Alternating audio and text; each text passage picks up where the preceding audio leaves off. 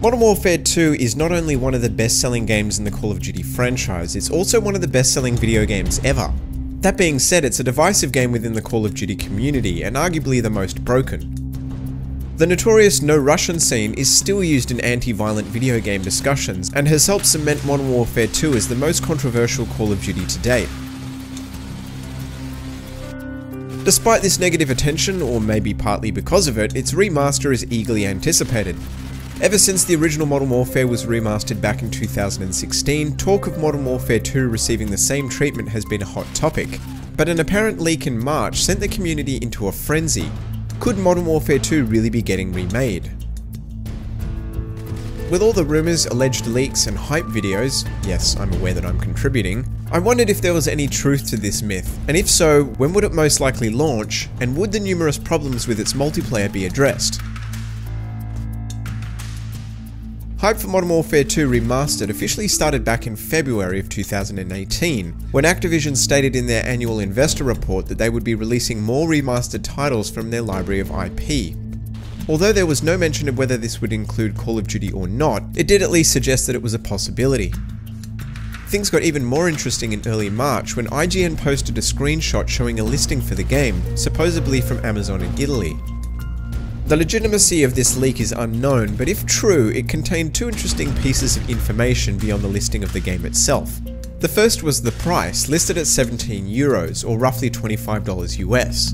In other words, substantially cheaper than what Modern Warfare Remastered cost. The second piece of information was the date it would be available, April 30th. If this information is true, then the game would not only be available soon, but it also indicates that it would be sold separately to 2018's mainline game Black Ops 4. A follow-up rumour less than a week later reported by both Kotaku and Charlie Intel inferred that the likely reason that the game was so cheap was because there was no multiplayer. While a campaign-only remaster isn't impossible, it doesn't make a great deal of sense. Modern Warfare 2 is a multiplayer-focused experience, and surely Activision know this. Although this seems like disappointing news, we only need to look at Activision's business strategy for the past few years to debunk this theory. One of the biggest revenue earners in the past couple of years for Activision has been microtransactions. They made $4 billion in 2017 alone from this type of paid DLC, and the most pervasive form of microtransaction in Call of Duty is supply drops. Supply drops have historically been exclusive to the multiplayer and have been included in every Call of Duty since 2014's Advanced Warfare. In fact, I'm not sure that there's been a single game in the franchise that has had any kind of DLC for the campaign only. Without multiplayer in Modern Warfare 2, Activision would be losing out on one of their most lucrative and proven moneymakers, and it seems highly unlikely that this wouldn't be part of their post-launch strategy. Again, it is possible that a campaign-only remaster is in the works with some kind of bespoke paid DLC system, but it doesn't seem likely. Now, it's worth pointing out that Modern Warfare Remastered actually launched without the multiplayer component. The campaign was made available 30 days prior to Infinite Warfare's launch for anyone who pre-ordered the game on PS4. So it's possible that a similar staggered approach might be taken again, or even something radical like the multiplayer might be sold separately. Considering that the standalone sales of Modern Warfare Remastered never got a mention, it's safe to assume that it didn't perform very well. If data from sites such as VG Charts and Statista is accurate, then it sold roughly 500,000 copies across all three platforms. It's hard to say why sales of the standalone release of Modern Warfare Remastered was so underwhelming. Activision's decision to bundle it with Infinite Warfare and hold back the release of the standalone version for almost a year probably didn't help. The high price may have contributed too. $40 wasn't exactly a bargain, and that didn't include the DLC maps either, which were another $15. It might simply have been the result of 2016 being a big year for shooters. Battlefield 1, Titanfall 2 and Overwatch all came out that year, and even big titles such as Titanfall 2 couldn't compete.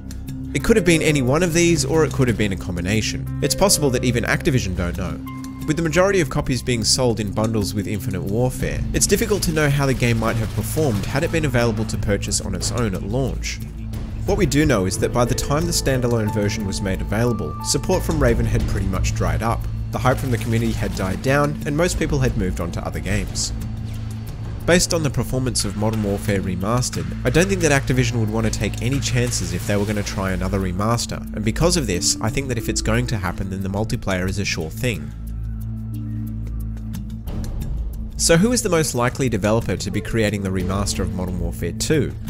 Raven Software, who worked on the previous game, did tweet out a mysterious image implying that they were working on something new.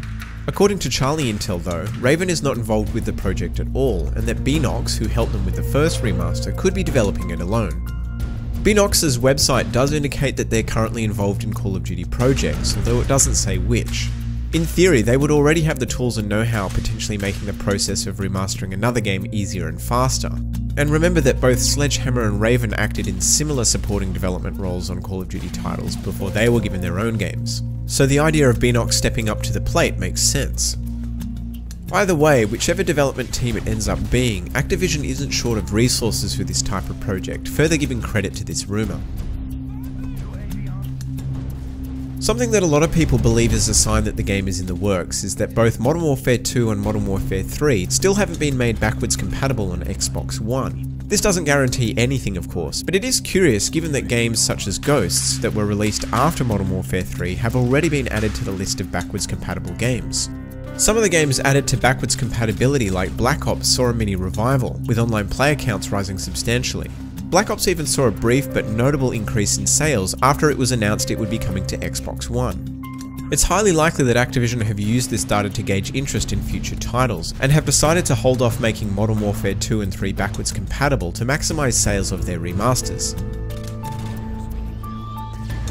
So there is definitely some merit to this myth. As I mentioned before, I think if Modern Warfare 2 Remastered is going to happen, then multiplayer is guaranteed.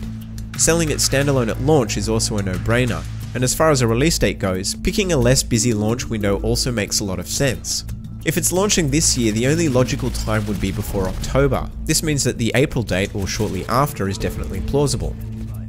The main reason it may not happen is that Activision don't have any clear data to help estimate sales, which makes another remaster risky.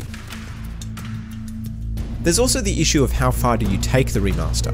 Modern Warfare 2 has many well-documented problems, with probably the most notorious being one-man army and noob tubes. These problems could easily be fixed, but it's not necessarily a question of if they can be fixed, it's a question of if they should be fixed.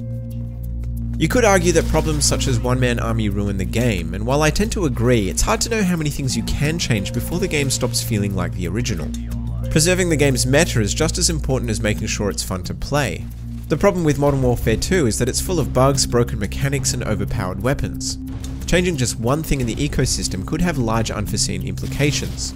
It also sets a precedent. Where do you draw the line with what is sacred and what is open to improvement? And if you do decide to make changes, at what point does it stop being a remaster and become a reimagining? Changing a few numerical values such as damage figures or turning off a feature is usually easy to accomplish with just a few lines of code. What's not in the code, however, and is also far harder to understand, is the relationship that all of these components and systems have with each other.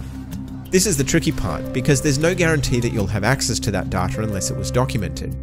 Even in the most organised development teams, this sort of information isn't always recorded, which means this knowledge is often with the project lead. In the case of Modern Warfare 2, most of the team that built it, including the team leads, have long since moved on, which would make retrieving this information very difficult, if not impossible. That being said, Robert Bowling, the community manager for Infinity Ward back in 2010, said that he had submitted a list of changes that included One-Man Army for review. Clearly this update never shipped, nor is it known exactly what the list contained or if it was even looked at, let alone worked on. If there is a half-finished patch though, then perhaps an exception could be made. Even still, while a change like this may make some fans happy, purists would feel differently. And this is the conundrum. Making Modern Warfare 2 Remastered is potentially risky both from a sales point of view, but also from a development point of view. Modern Warfare 2 is generally well received, but after many years being in the hands of players, the community is split about what made it enjoyable. If you ask me, Modern Warfare 2 Remastered will happen. Maybe not this year, but definitely at some stage. Activision just need to figure out what the remaster should look like as a standalone and commercially viable product. They've definitely got the time, the money, and the talent, but let me know what you think. Leave me your thoughts in the comments section below, and if you enjoyed this video, consider dropping me a like. If you'd like to stay up to date with all my content, hit that subscribe button and the notification bell, but otherwise, thanks for watching.